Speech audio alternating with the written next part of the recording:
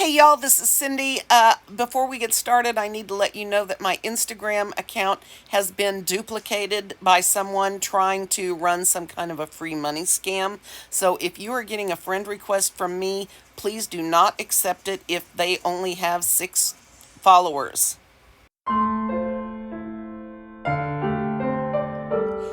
Hey y'all, this is Cyndee. I'm the Tireless Tangler, and you've arrived at our third lesson in our new Tangle Time series. Thank you so much for being with me today. Our tangle today is going to be KEETA. It is by Sarah Harrison, who was the same tangler who deconstructed the pattern we did in the ribbon flower project. That was Sarnia Cherie. And we are also going to be using Tangle Patterns string number 006, and that was submitted by CCT Sandy Hunter. Okay, so let's take a look at KEETA. Okay, KEETA. KEETA is based on threes, so keep that in mind as we go. I think that will help you. It helped me anyway. So we're going to start with 3 small orbs in the center. Let me change my angle a little bit. Okay, so you've got your 3 orbs. Now you're going to put on each side where the 2 come together, you're going to put 1 more orb. It's going to have a vaguely triangular shape or look to it. Let me zoom in here. Now it looks like I didn't quite get myself in the center, but that's okay. All right, now on each of these last 3 orbs, okay, we're going to start by adding C shapes up here, like this. Just a slightly open C shape. Okay, and we're going to go on, do that out on one side of this orb. And on the other side, we're going to make another one curved the same way. Well, ish. Just like that. And then we're going to put a top on there. Okay. Go to the next orb that's sticking out, one of the last 3 that we added, okay, and do again these C shapes. Yes, and top it off. In the last of those 3 orbs, we're going to again do the C shape, same direction. 2 very loose open C shapes on each side of this orb. And then add a top. All right. Now, in the gaps, we have these other 3 orbs that we started with, okay? And so the next thing she does is she draws a curved line, sort of an aura line across the top of each one of those, like this, okay? And now we're going to aura this.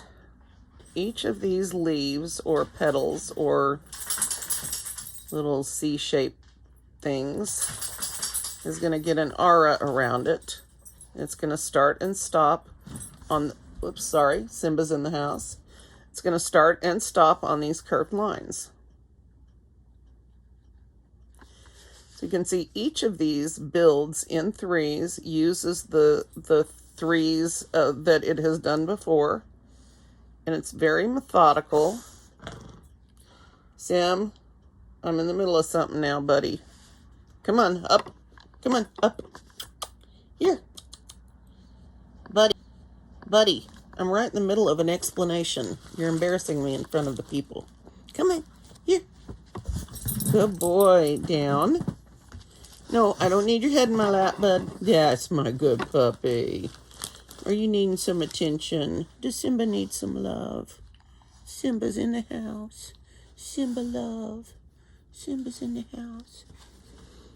All right. Where were we? Oh, yeah. We were drawing auras. Sorry about that. Needed a family break in there. Give everybody time to catch up and do your own and figure all of the stuff out that I'm already going to tell you. You guys are my stars. Okay. So with some interruptions and wobbles here, let me zoom out a little bit before I lose control of this completely. The last step is to draw a little tendril that comes out, and it can be straight, it can be curvy, whatever you want to do. You know me, I'm going to be curvy with mine. And you're going to top it off with a tiny little orb, all right? And I'm going to just play with mine, of course, and make them do whatever I want to. So this, in essence, is our Tangle KEETA. Now, what can we do with this? How much fun can we have? Let's find out. All right, so Simba has decided to join me over here, my little puppy.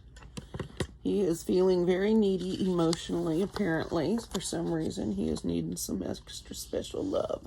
So we're going to have a floppy ear in the picture. And we're just going to pet him every now and then, because he's awesome. All right. Okay, so for shading for this, what we're going to do is we're going to shade down at the base, of course, around our little elements. I need a better angle for this.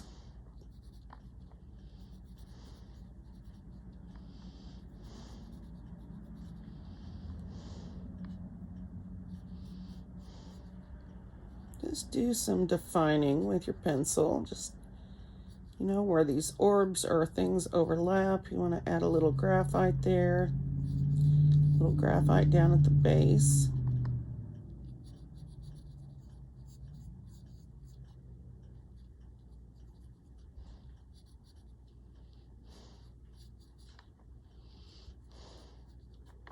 Like so. And that's really what you've got. Now, you could ink these in and dot some Jelly Roll on there as a highlight. Let's explore some of the other things that we might be able to do with this. Let me put my hand on my pen again. What if we were to change this up and we drew the line that connects these? Let me get this in the center. The line that connects these, what if we bowed that in, or even if we bowed it out? What kind of a different look would we get then?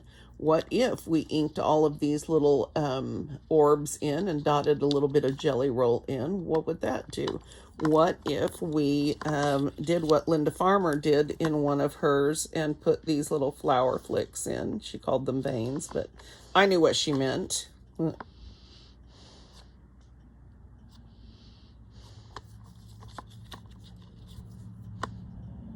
That definitely gives it a dynamic quality, and you can add more than one of these little ball tendril things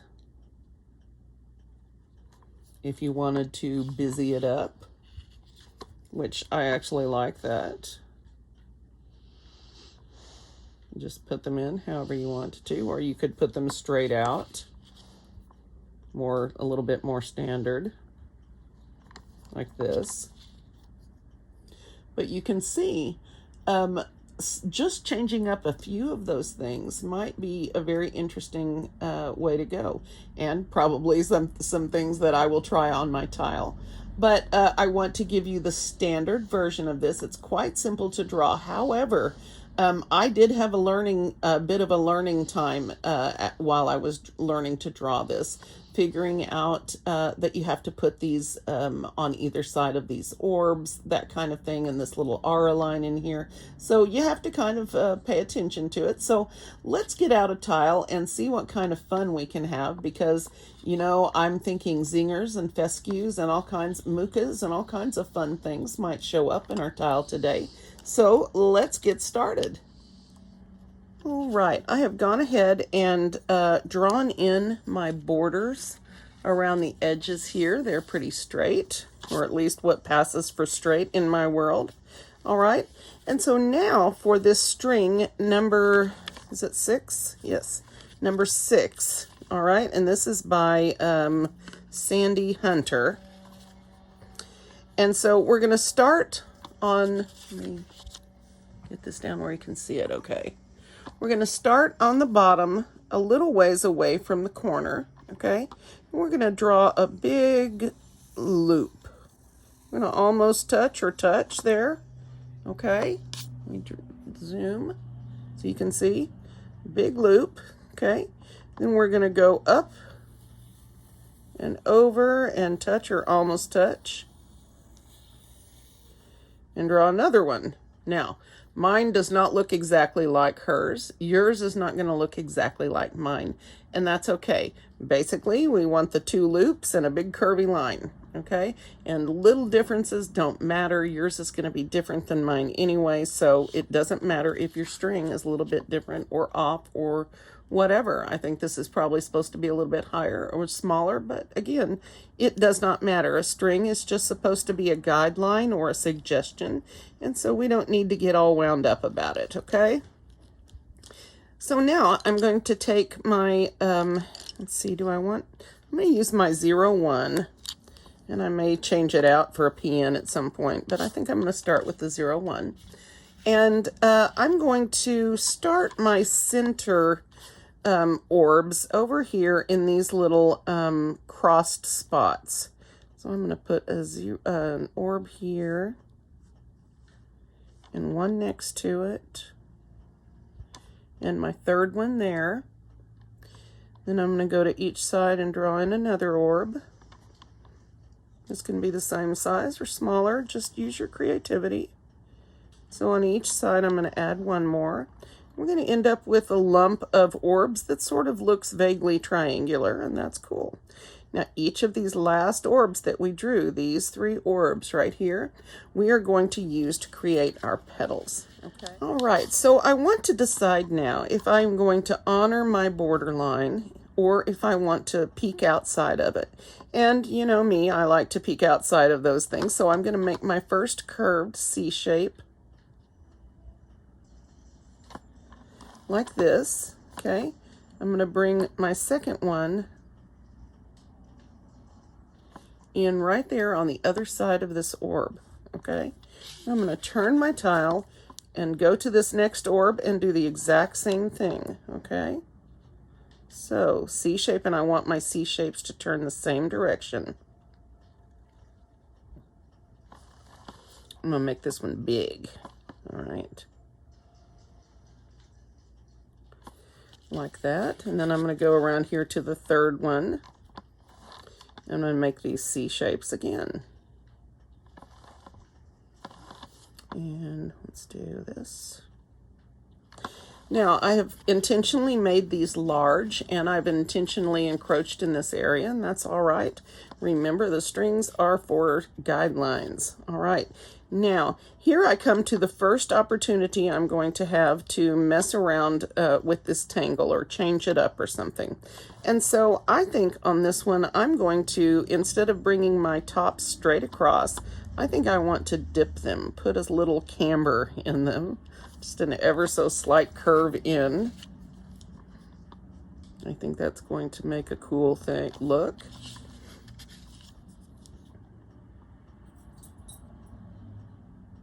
Just like that, okay?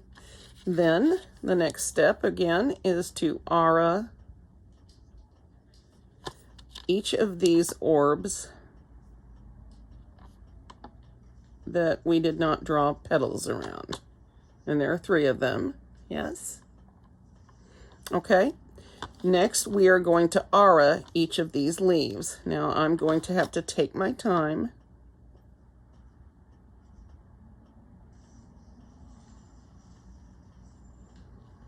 Try to keep my distances consistent here, which is again my struggle.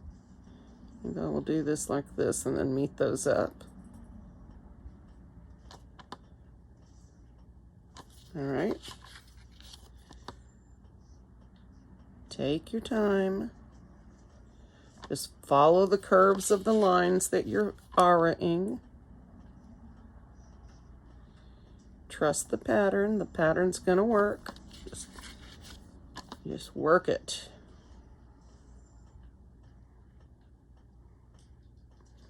Okay.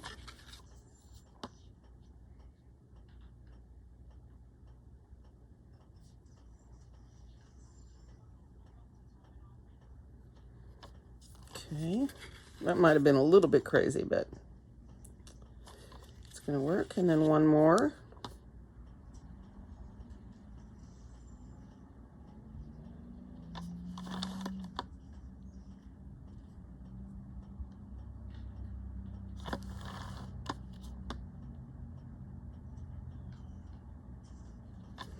All right, so this is what we have now.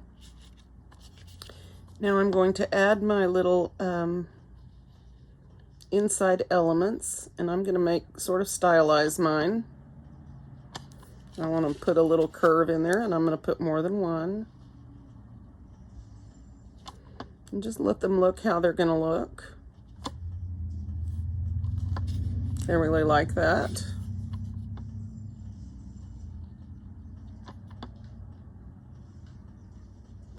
They'll probably all end up looking the same. Because that's how I roll. That's okay. Everyone develops a style or a way of doing things in their own way, and that's absolutely fine. It takes a while sometimes to develop, but who knows what you're going to come up with in the end. So let yourself be creative. Okay, so I definitely want to put in my flower flakes because I need those to be happy. It's just a personal issue. Yes, I know I'm going a little crazy here, but this part is all intuitive and creative, and you can do whatever you want. That was a little too high. So dress it up, don't dress it up, do what you want. This is basically it. So I'm going to put another one right here where the center is on this loop. And they may overlap, they may not. We're going to find out, okay?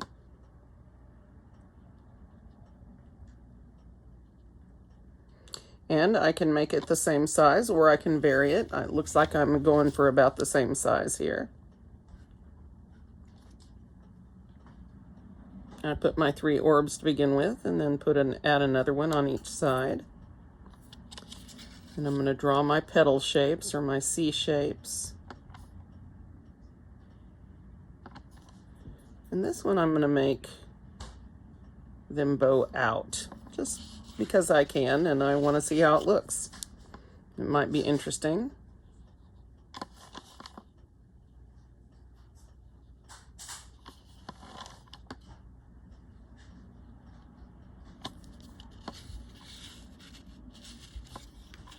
And then the last orb, same thing. So it doesn't look like we're going to overlap on this, and that's absolutely fine.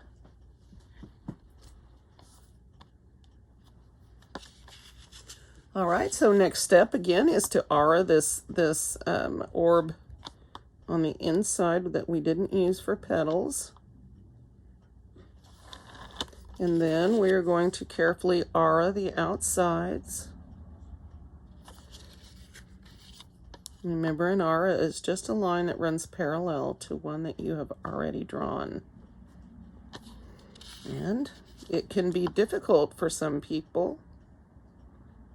Those of us that shake can struggle a lot with aura lines.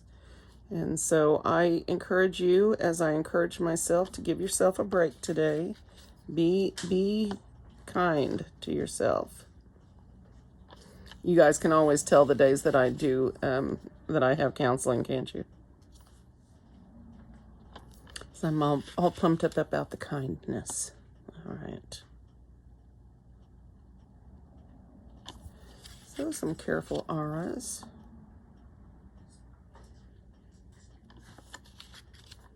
All right.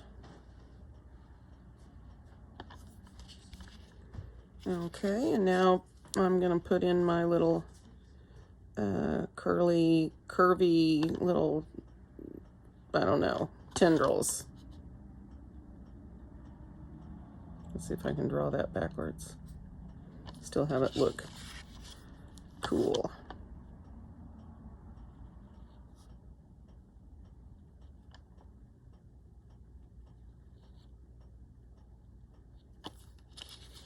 I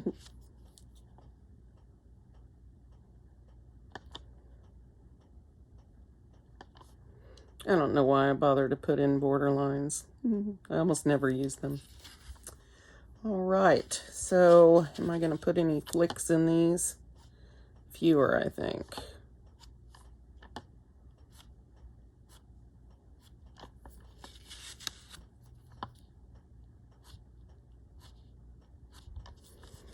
Okay, so this is where I'm at so far. Now,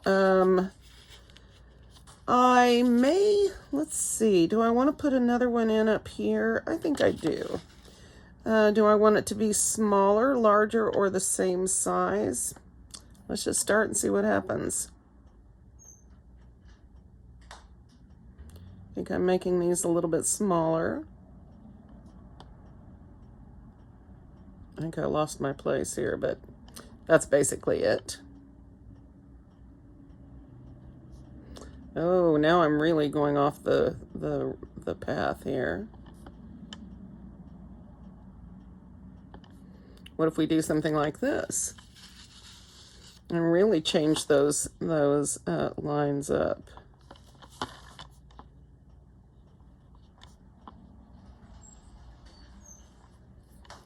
Something like this, and that would be another way to vary this.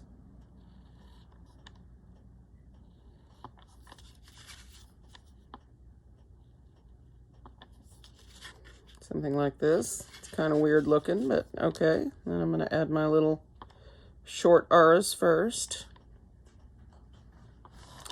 And then I'm going to aura my leaves or petals.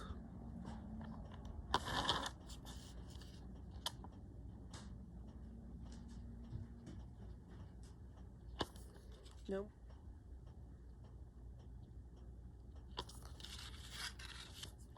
That looks like a bell.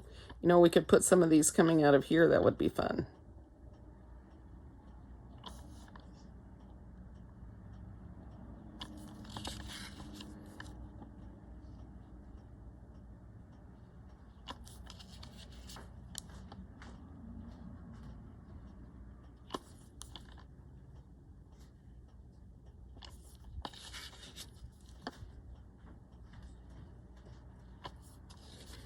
So something like that, and then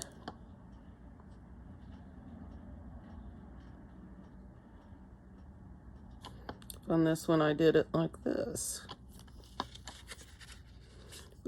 We've got a very wedding bell looking thing, don't we?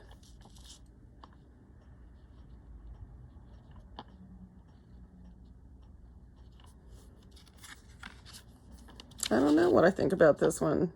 It's an interesting exploration.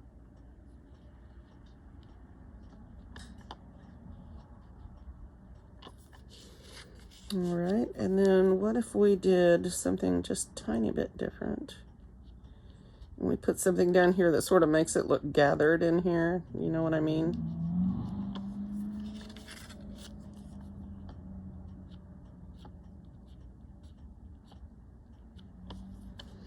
So more like this.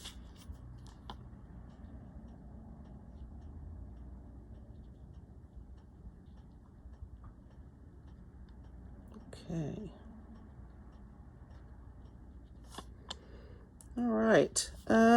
Now, I think I'll stop with these elements, but I'm asking myself, what can I do to sort of pull these elements together and make them a cohesive unit? So the thing that sort of occurs to me first is, what if I put some little curvy hollabah type things that are going to connect these and could cross over each other?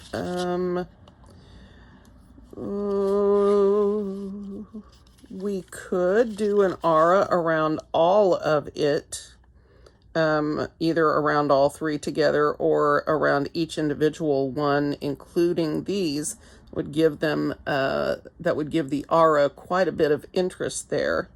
And that would leave us areas here that would be blank that we could put other tangles in. So that's, but that doesn't really pull this all together.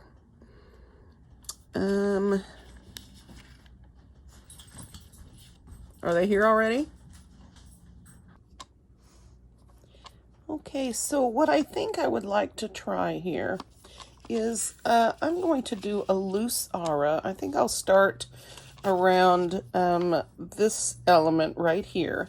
And I'm going to start with sort of a loose aura. So not too much activity going on there. And then as I have more room, I'll add this in. What this does is it, in addition to adding visual interest and sort of pulling the elements together, it adds density to what you're doing. And again, I am being very loose with this.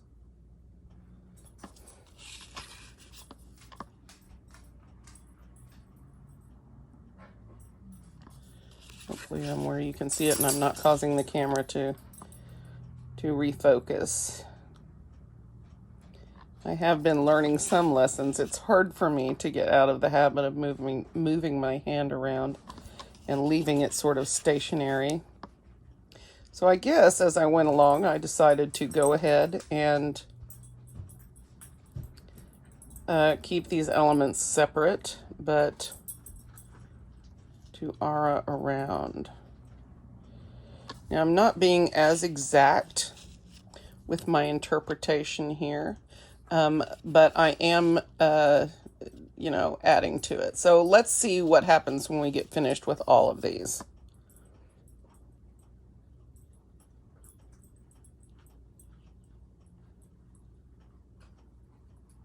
I think these little tendrils are going to give us some interesting moments here.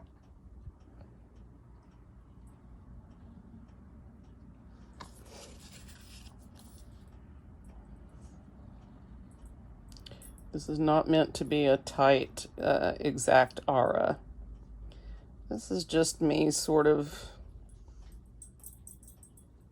going with the flow of the curve of the line here. And if it gets too tight, I'm not worrying about it. And if it's okay, then that's good.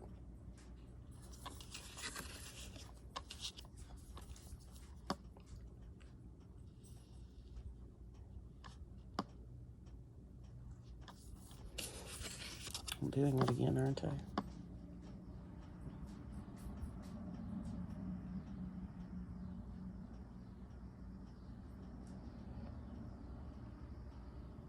This pen is skipping out on me.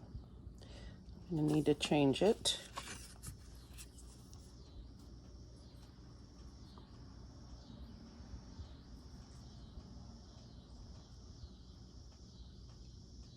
Oops, I missed it, didn't I? What to do?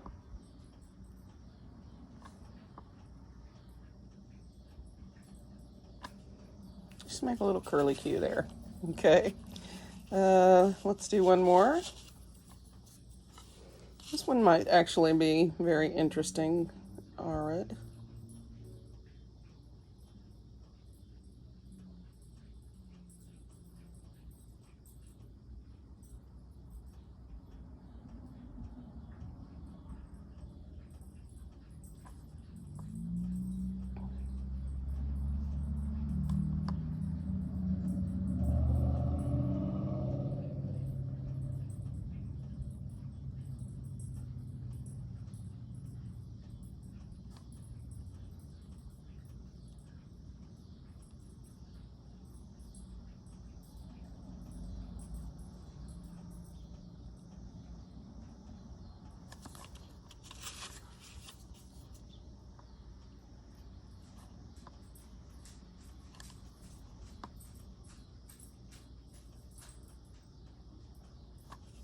Okay.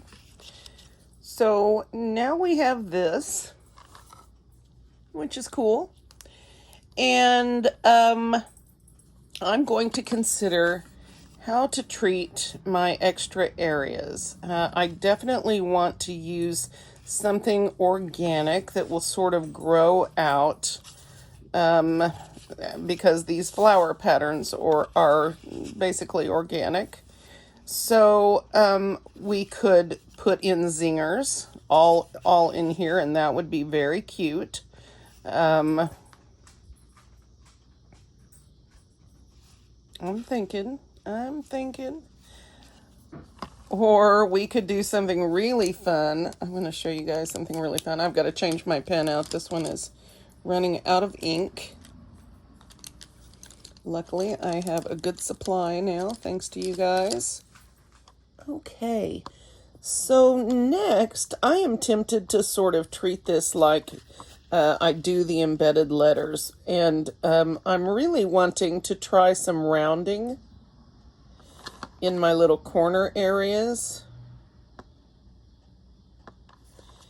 I don't know how this will end up looking. Well, you can tell the difference between these two pens, can't you? Really want to go outside. Yeah, I bet. Ow, ow, ow. You all right? Ow, ow, ow, and ow. Ow. Thank you, baby. I appreciate your help.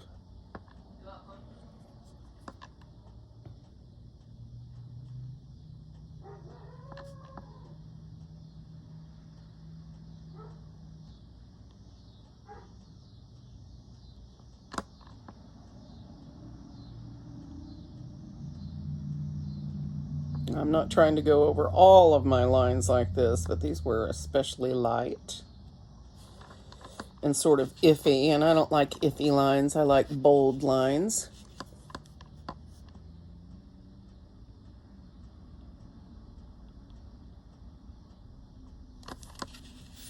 There we go. Now, this will be a good place for rounding.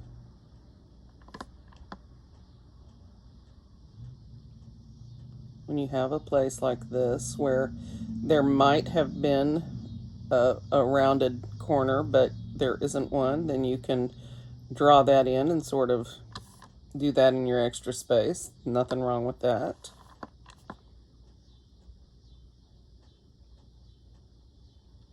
And now, as you can see, I'm about to connect these two elements to each other. And I think as I go, I will probably be able to round right here, and this will connect them all. Then I have spaces that I can work in, okay? So just hang out with me for a minute. You know, if you want to, if you're doing the same thing as me and you want to try this rounding, go for it. Let's just do it for a little bit. If it gets too tedious, then I'll speed the rest up. And if it goes okay, we'll just hang out. And there's nothing wrong with going over your lines, redefining them, making them darker. What I'm wanting is a texture or a visual difference between the internal elements and the outer aura. And so that's the reason I'm adding a little bit of line weight, a little bit of rounding around here. And so just take your time, round your corners, define your lines, make them intentional. I think that's the way I want to look at it. Sometimes when I draw lines, especially with my 01, I feel like the lines aren't intentional. They're just, yeah, they're lines, but they don't have a purpose. Does that make sense at all to any of you? I'm not sure it even makes sense to me, but that's sort of how I feel about them. They wimpy lines, you know, they just don't speak to me. I know that sounds stupid, but I can't help it. That's really how I feel about it. I have an emotional connection to my art, and so I am emotionally invested in how it talks to me and how the parts of it interact with each other. And yeah, that's just how I feel about it. And you guys may feel completely differently about your own. I believe that art in particular and Zentangle, well, maybe art generally and Zentangle specifically, they speak to us differently. And so what it brings to one person isn't what it brings to another person. And that's absolutely fine. The thing that's beautiful about art is its ability to reach across cultural, language, visual, all of these things that are part of our lives. And art can reach across that and speak to so many people. The same piece of art, and then it doesn't matter where the art came from or who the artist is. It's that the art speaks to you. And so allow your art to speak to you. Let it tell you what it wants. I know theoretically and philosophically that sounds weird, but allow it to connect with you. Allow it to be part of you. Now, the downside of that is that when you're emotionally connected to your art or anything, actually, it has the ability to hurt you. And, not that the art itself is painful, but, losing the ability to create it could be one thing that would be difficult. We have talked before on this channel about, my losing my ability to perform in singing and how difficult that was, and how I went through a long grieving process for that, for my ability to sing and connect with people through that. And I don't think we give enough importance maybe to the role that creativity plays in our mental health. And I know that's not just me. If that were not true, then Zentangle would not speak to so many people. I don't think. I think the ability that it has to adapt itself to your needs or your desires wherever you are in life is a real gift. And so let yourself get in touch with your lines. Let them speak to you. Let them be part of you, because they are. Well, I'm supposed to be rounding this, and I'm over here playing in the ink. It happens. Over the last week or so, I've read a lot of your comments where you are reminding me to not be so hard on myself and be more positive. And it's really not that I'm a negative person. It's that I see the flaws and I acknowledge them. Yeah. And somehow in that acknowledgement, it becomes complaining. And so I need those reminders from you guys, and you're being too negative, or come on, keep your chin up, or whatever. And it has caused me over the last few weeks, and forgive Simba, he's got somebody's walking around outside and it's making him kind of nuts. But over the last few weeks, I've really been thinking about that connection and how art helps define how we feel about so many things. And whether you are the creator of the art or the art is just speaking to you, it's a powerful thing. It's a powerful thing. So in my own experience, and I feel fairly safe saying this because I know nobody in my family watches my videos, but I feel fairly safe saying that it disappoints me when I put a lot of creative effort into something and then have it be seen as just a hobby or a cute pursuit, or because it's something I'm passionate about, and I'm clearly, I feel like I'm not getting that across. But I have to remind myself that sometimes it's not us that is not able to share something, it's other people that are not able to accept it. So there. I don't know how I got off on this tangent, but we're making progress here. So I'm starting to have that glare problem again. It did seem to be better last night with the black background. Now I went crazy over here, and that was not my intent. But it's there, and I'm going to live with it. Once I get all the extras in there, it's not going to be a problem. And that is something else that I'm learning in my own walk, is to see the good instead of the bad. And that is a choice that we make. You know, we talk about being a glass half empty or a glass half full person, and that is a choice. We choose to be that. And so I'm going to try to be more glass half full. That doesn't mean that I think that life is going to be good to me. It means that I need to learn to approach life in a positive way. And that is a tough place to get to. It's a tough personal journey that I don't know that I will ever achieve, but things that are worth achieving are worth working towards. And, you know, whether I achieve it or not, it'll be worth the trying. So there you go. It's about all the philosophy I have in me today. I'm really having trouble with the glare again. You can see, though, now that I'm done sort of messing with the lines and rounding, that this is much more dynamic already, right? It's not, I'm not saying that it's great. What I'm saying is that emphasizing some of these lines and darkening them and rounding the corners and those things make it a more dynamic whole. Okay? So, I don't know what that's worth. Probably not much. But there you go. All right.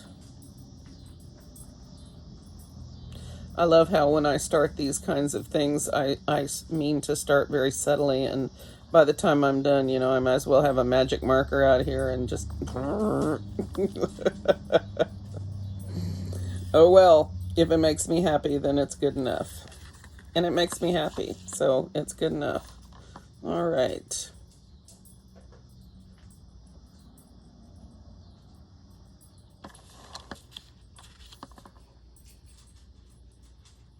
Simba's having dinner. Can you hear him chewing? I bet you can. Are you chewing, Simba? Said that pizza was good, but it wasn't enough.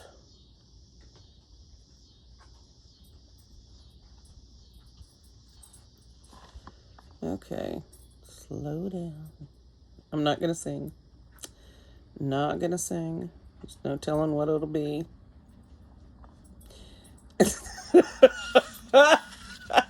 I'm sorry, guys.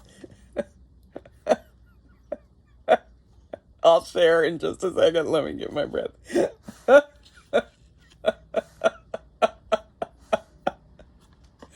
I'm sorry. Oh my goodness. I just went someplace really funny in my head, and I will share it. It's not too bad. It's just my son is 11, you know, and he is of color, and so he listens to a lot of rap music, and we try to keep it, you know, positive stuff, but he is curious, and he hears songs from his friend or whatever, and he wants to listen to them, so he does, and that's fine. And even if they are explicit as far as that goes, as far as the language goes, I don't mind, as long as they're not preaching hate, you know, I don't mind if he's exposed to that. You know, he's going to be exposed to it anyway, and I would rather have him be exposed to it in a more positive way by me than by other people. So anyway, that being said, he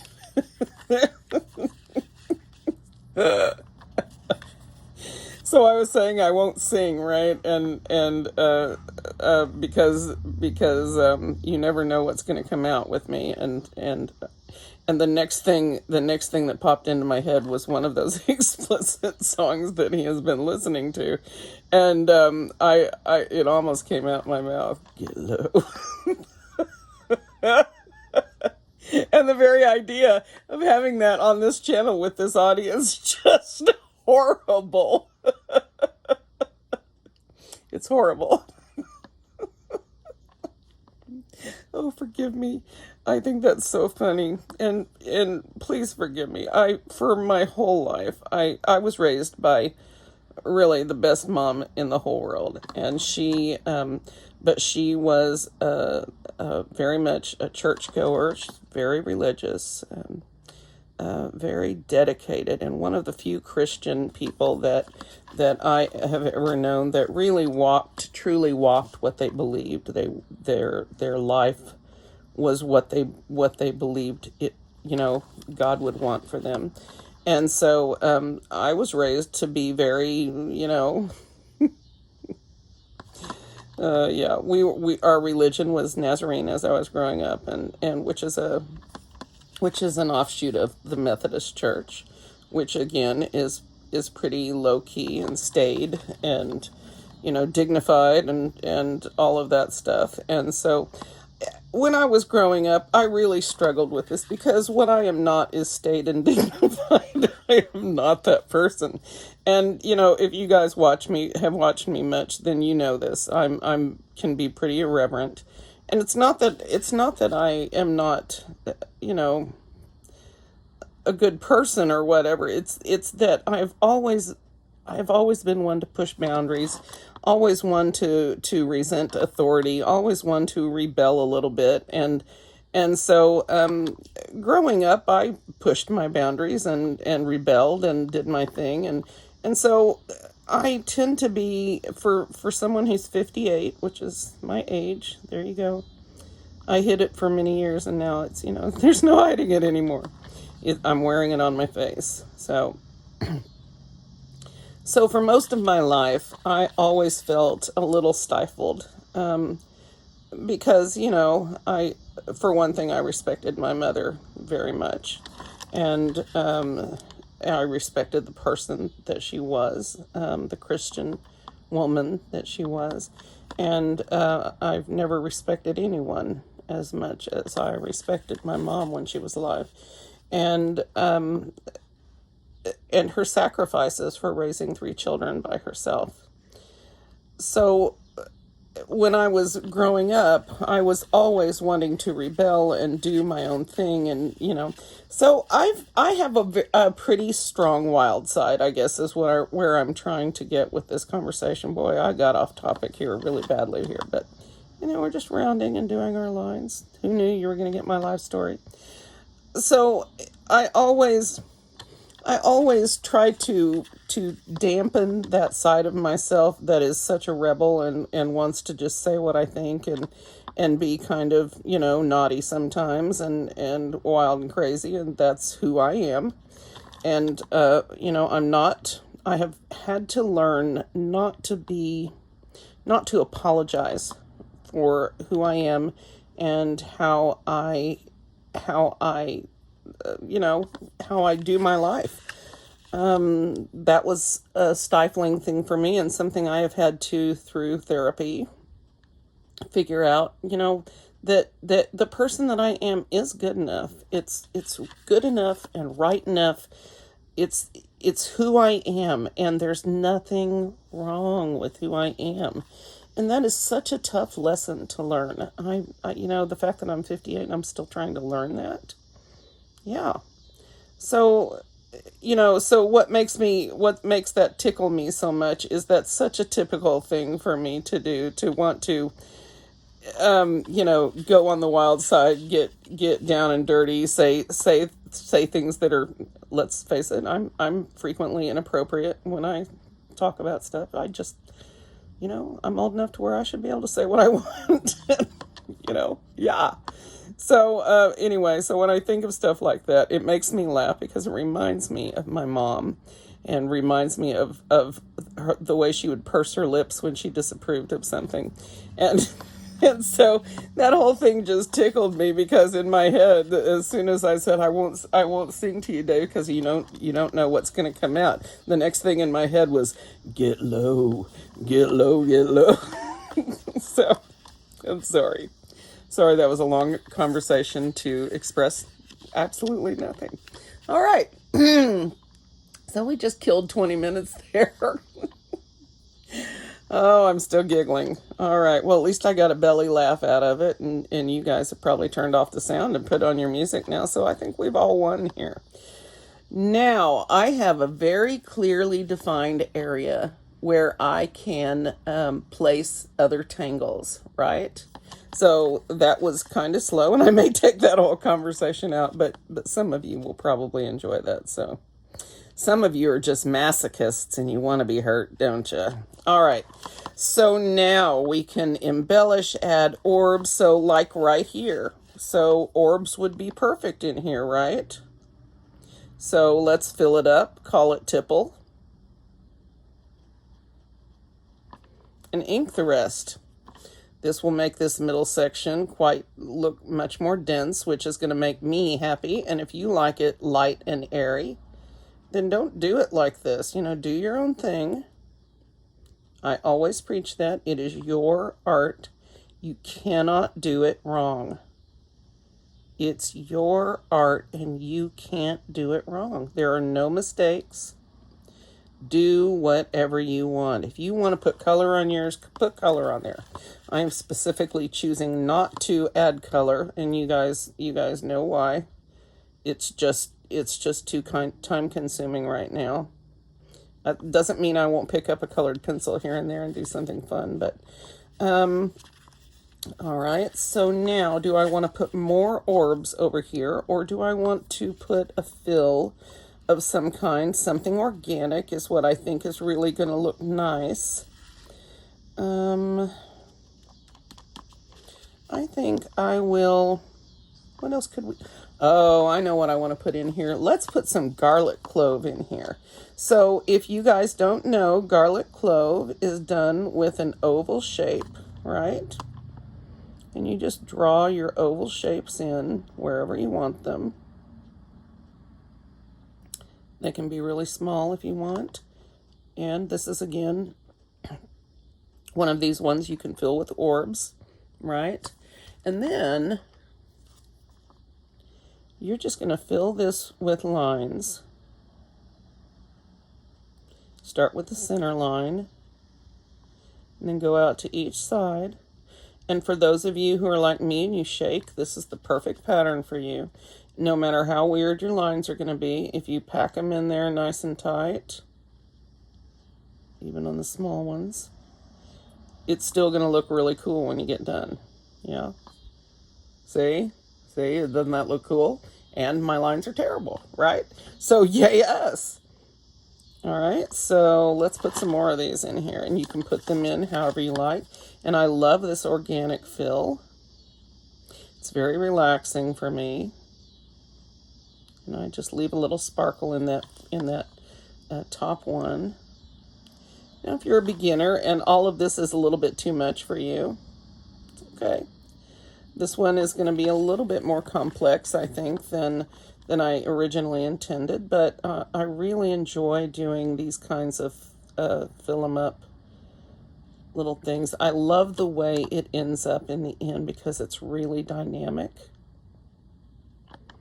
And in any of your spaces that you can't fill with that, you put little orbs. Doesn't that look cool?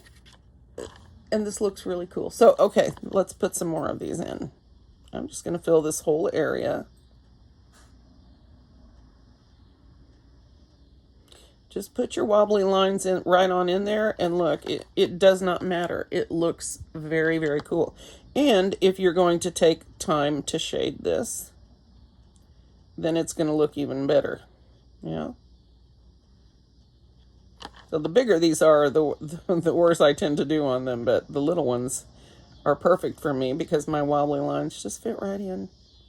I'm not going to sparkle that one because it's tucked in behind. And you can overlap these just like we have done with flux. And this is how we're going to tie these together. Orb, and ink the space. The ink the interstices. Okay, so how cool and dynamic is this middle section now, right? Very cool. At least I like it a lot. What to do? I think I'm gonna put it in again in a few other spaces here. So I'm gonna add some more garlic clove. And see how wobbly those lines are, and this does not matter at all. Just sort of put as many in there as you can get, make them look like they're going the right direction, and you've got your problem solved. This again is one of my favorite fills. This is a fill pattern that Annie Oken uses, or at least she used to do this a lot, and at one point I've got so many lessons of hers I need to watch. It's a crime to pay for that every month and not have time to indulge myself. I'm talking about Art Club, Annie Oken's Art Club. Annie Oken's Art Club. I know how to say her name. It's just in my head for so many years I said it wrong. So it's been really hard for me to switch over. All right. Put some tiny little orbs here. And where else? Put one in here.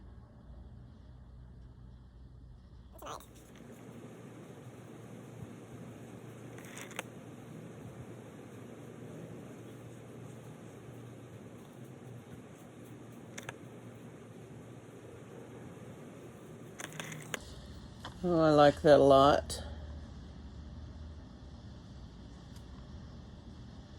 But of course, I don't want to fill this whole thing with garlic clove. So I'm just really going to use this up close around these elements where there are small spaces. So I'm going to use that as the fill. Now, as far as the rest of it, now, there would not be anything wrong is if I put the garlic clove in here and sort of rounded the whole thing out. That would be fine and didn't do anything in the extra spaces. And that might be an interesting thing because as we see with the darker outline here and with the fill pattern here and here, once that's shaded, this is going to pop up. It's going to be really dynamic. So let me put some more garlic clove in and see where we end up.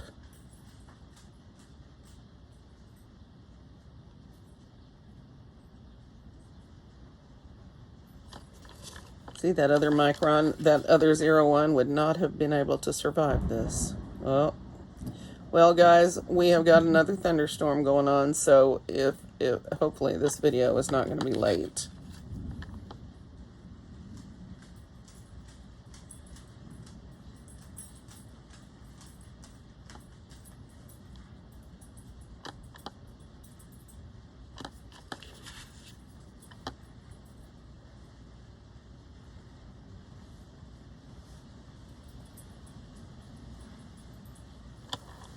Well,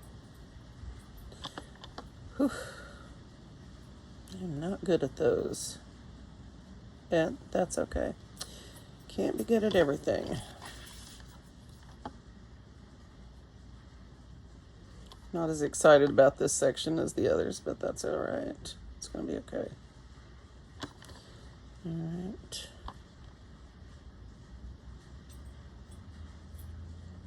So more thunderstorms.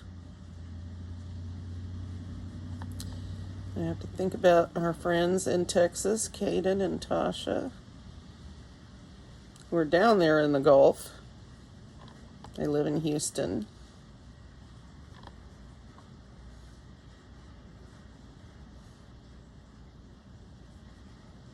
So we want to check on them since the weather has been so crazy down there.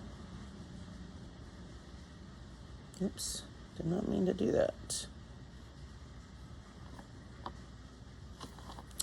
The combination of the lines and the differing shapes and directions in here is really dynamic. So this is again one of, like flux, this is another one that I love to put in to fill in organic areas. I did not expect to use this at all, but hey, good idea is a good idea.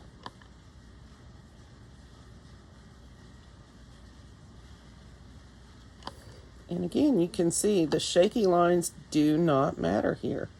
It doesn't matter. You don't see them. You just see the cool little shapes that look so, densely packed and dynamic. I think that's really awesome. All right, I'll stop talking and get busy here. And we'll get finished up. I get done quicker than I thought.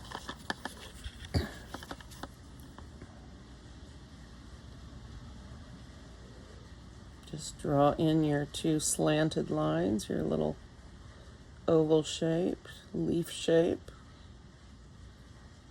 and fill in your lines. And don't worry if you can't get them exactly right.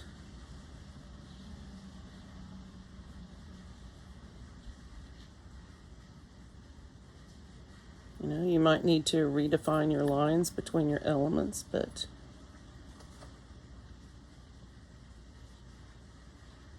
for the most part, you're going to be good. Yeah. And this is why we call this organic, because it grows on itself. I actually really like this. So I'm going to keep going. See there? Now, if you're new, you have learned a new fill pattern. Forgive me, I don't know who the deconstructed garlic clove. I can't remember. I should, but I don't. Unless this is a Zentangle original, but I don't think it is. It might be. I'll have to look it up.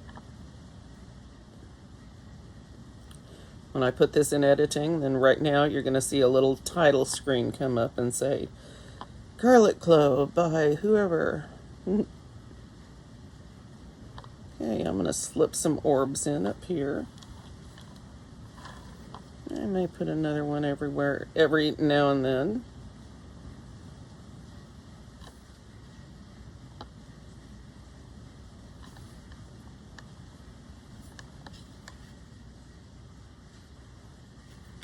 All right. I definitely like that. So I'm going to keep doing this and go around and just add garlic clove. In fact, look at this.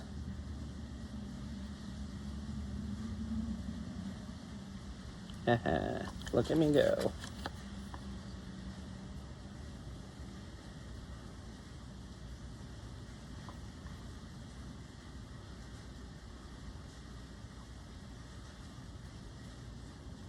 All I'm doing is shifting the direction that I'm drawing these with the lines.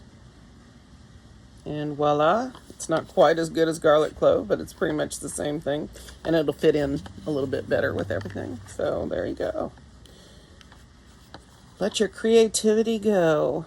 All right, I am going to time lapse the rest of this garlic clove, and I will be right back with you in just a minute.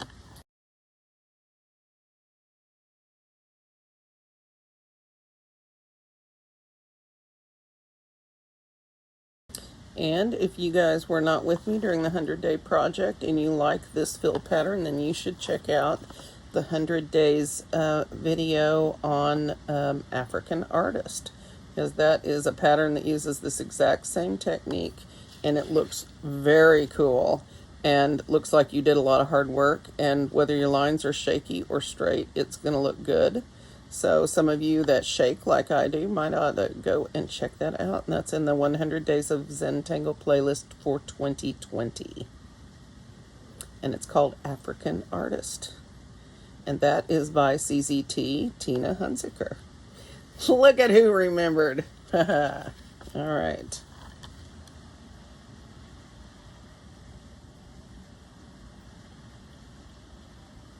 Well, and this is my case in point. Look at that, all fixed up.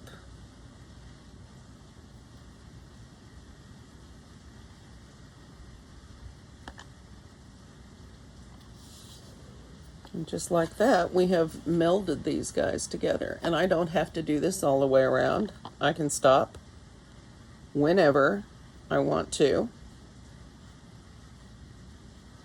And it's not my intention to fill this all the way out.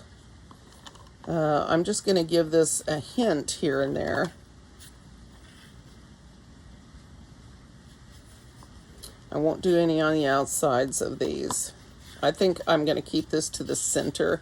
I may put a few right here and around in this area, maybe, but a few more. But I won't be doing it all the way out.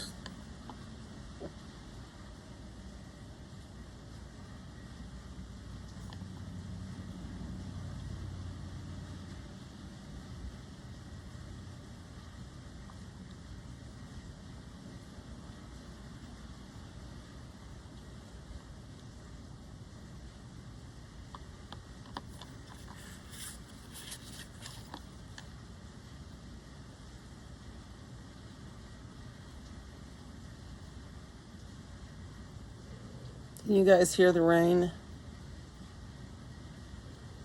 I do love a good thunderstorm. As long as there's no tornadoes with it, I'm fine with it. As long as the power doesn't go out. Because at the end of the day, I'm really pampered, and you guys know, I need to get over myself sometimes. I'm about to tell one of those when I was a kid stories. You all know what I'm talking about. We had to walk 10 miles to school in the snow. That's funny. Mine was about 5 miles away and I walked. And it kind of sucked when it was hot and when it was cold. But you know what? Here I am and I'm an adult and I survived it. So there.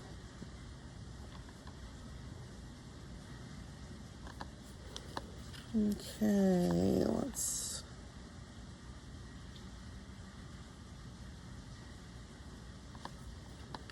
Sorry, I forgot to pay attention to which direction I was pointing here.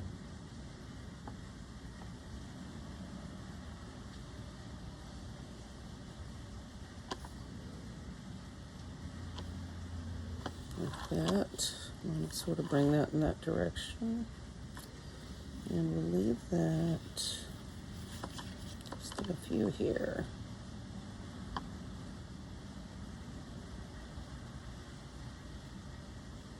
And this is one of those things that what I would call intuitive, where you just put them wherever you want. There's no rhyme or reason. You decide how many is enough.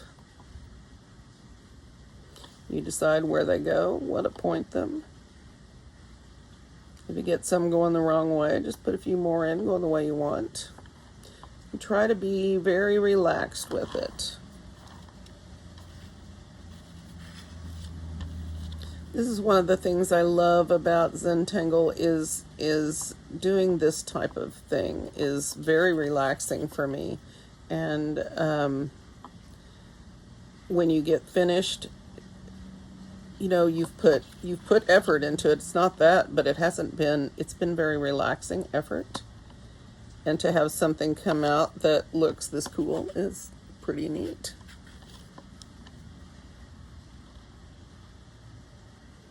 For all you beginners out there, I thought I couldn't draw. I thought I couldn't draw because I was slow at it. Because I never knew where to start. I never knew what to draw. Never knew how to do it. Zentangle really did bust down my artistic barriers and really get me started in the right direction. And it's been a wonderful, wonderful journey. Just look at me draw, right? Now, I still can't draw people or dogs well, I can. A lot of that is confidence, I think. But my point is, I still can't sit down and, draw a person or whatever. But I can sit down and do this anytime I'm stressed out, anytime I need to calm down. Those of you who are new, I once went in to sit down in the chemo chair and my blood pressure was really high, and I sat and drew while I was in there getting my IV, and my blood pressure was below normal by the time I got finished, and the nurses were amazed by that. So don't ever doubt the healing and positive effects that we get from this drawing experience, right? How fun is this? Just a couple more over here, I think, and I'm going to call it done. And then I've got this very cool, very dense background and these floaty flowers on top. At least I'm saying they're flowers.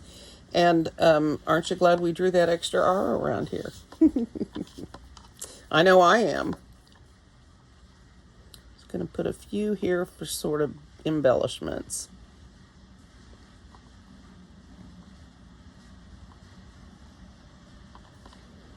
And let's see.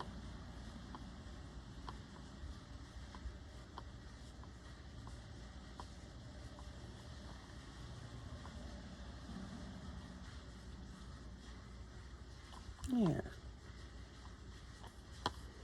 It doesn't have to be a great big thing.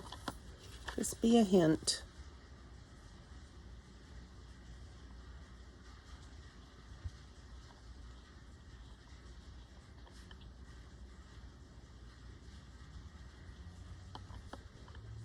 Right.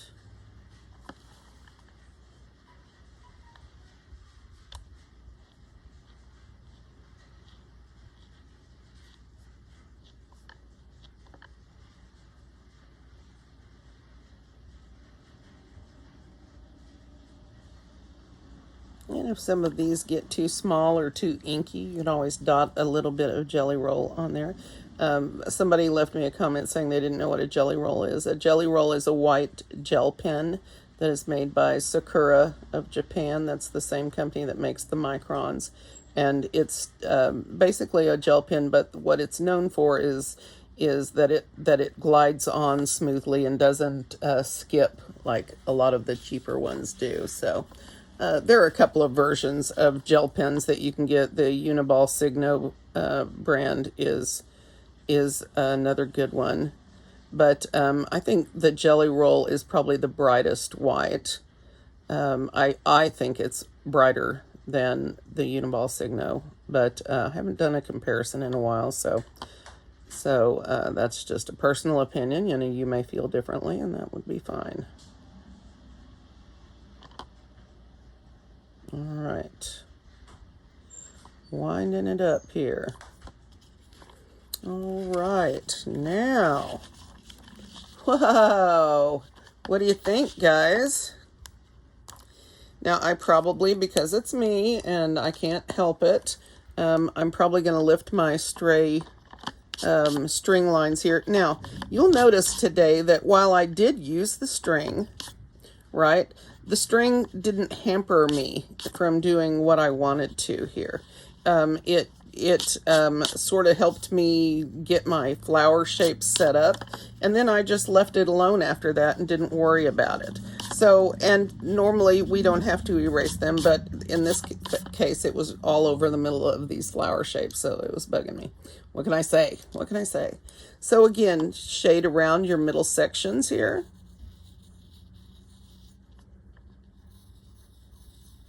Like that, yeah.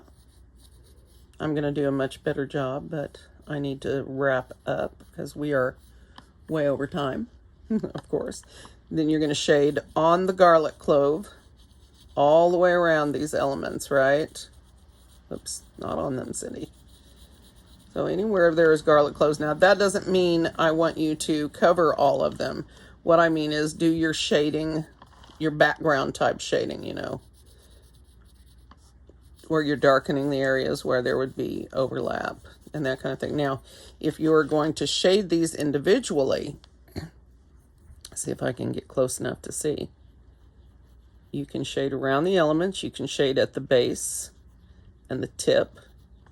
And if you're really going to be good at this, then you can take like a white Prisma, or you can dot some jelly roll in, or you can take your white charcoal pencil and bring in some highlight in the middle, although that's less effective on an original tile than it is on a tan or tone Here we go again, a tan or gray tile. So basically like that, and just, you know, again, you're just contouring your shapes here, making them more dynamic, and then that's pretty much it for this. So adding my chop will be another thing, but this is basically where I'm going to leave you today. I am still thinking about our schedule. It is very difficult for me to be available when I need to be during the school time and still get this done around that. And so I'm still thinking about the schedule. I'm going to try to, you know, get some up daily as much as I can. But if I miss a day here and there, you'll know that the situation at home just got a little bit too overwhelming that day, and I had to let it go. Okay, so I'm going to see you guys tomorrow, hopefully. And I hope that you have enjoyed this lesson. Remember, if you have enjoyed them, please feel free to share them with those that you love and feel like they would enjoy doing something like that, filling their time with something positive. So please share these videos if you'd like. Don't forget to like and don't forget to subscribe. And I'm going to see you guys in the next Tangle Time lesson. Thank you all.